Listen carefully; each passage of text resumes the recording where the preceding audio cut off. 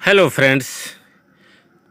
दोस्तों, मैं आज आप लोगों के सामने जो वीडियो लाया हूँ, आज के समय में इस समय शबनम को जो फांसी देने की बात कही जा रही है, वो कहाँ तक सही है और कहाँ तक गलत है, और भारत में फांसी कैसे दी जाती है, फांसी की सज़ा का क्या प्रावधान है, यानी किस प्रकार से फांसी दी जाती है, इसी से संबंधित मैं वीडियो बना रहा हूँ।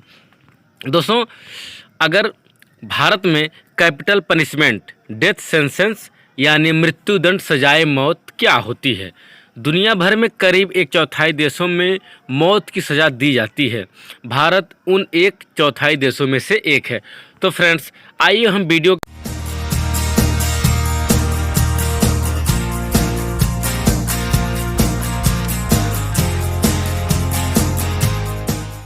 ये पता करें कि फांसी क्या होती है, फांसी कैसे दी जाती है। तो फ्रेंड्स, आप लोग हमारे चैनल के साथ एंड तक बने रहिए। दोस्तों, 1973 के कोड ऑफ क्रिमिनल प्रोसीजर यानी दंड प्रक्रिया संहिता में फांसी के लिए स्टैंडर्ड शब्दावली Hanks by the neck until death, यानी इसका मतलब है मौत होने तक गर्दन से लटकाए रखना। यानी अगर किसी को फांसी की सज़ा दी गई है तो जब तक मौत नहीं होती है तब तक उसे नहीं उतारा जाता है तख्ता से।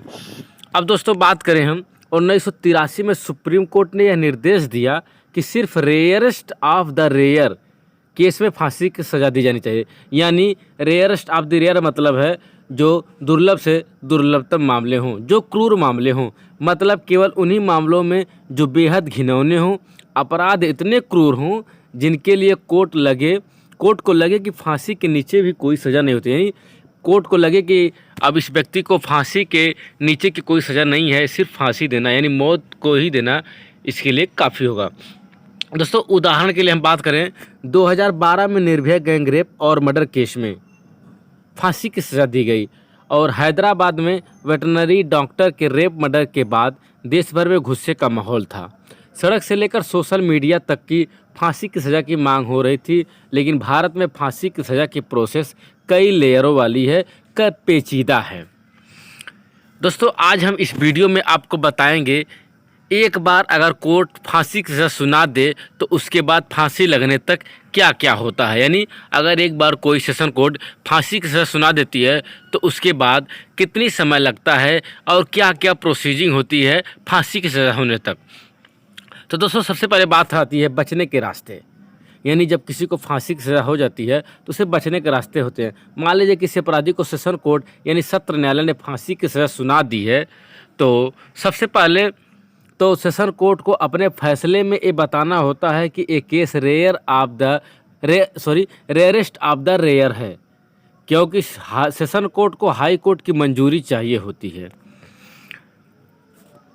अगर बात करें हम, हाई कोर्ट ये चेक करता है कि ये सच में rarest of the rare case है कि नहीं है।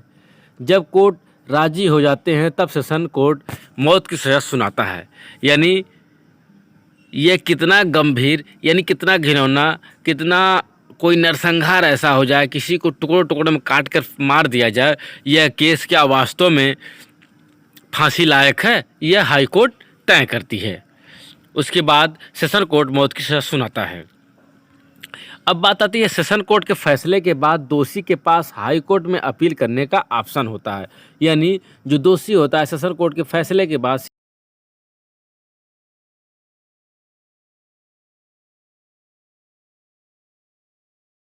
पर गौर फरमाते हैं।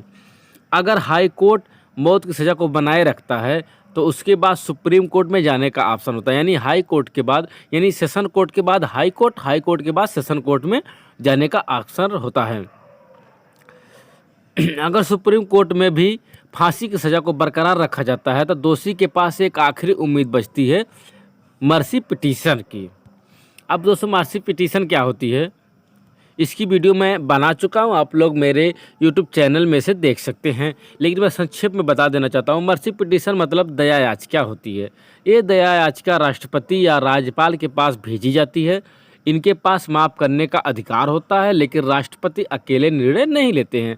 दोस्तों बता दूं कि मिर्सी पिटीशन मतलब दया याचिका होती है, यानी आप राष्ट्रपति या राज्यपाल के पास अपनी दया याचिका भेज सकते हैं, लेकिन राष्ट्रपति ये गृह मंत्रालय की सलाह के बाद ही किसी नतीजे पर पहुंचता है।